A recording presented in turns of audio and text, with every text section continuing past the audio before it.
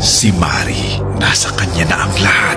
Kagandahan, kayamanan, ngunit hindi ang kalayaan.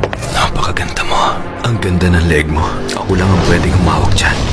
Ayoko magkaroon ng anak. Ano ibig mong sabihin? Ikukulong mo ko pagkatapos kong mga anak. Hanggang kailan siya nakakulong sa pag-ibig ng kanyang asawa?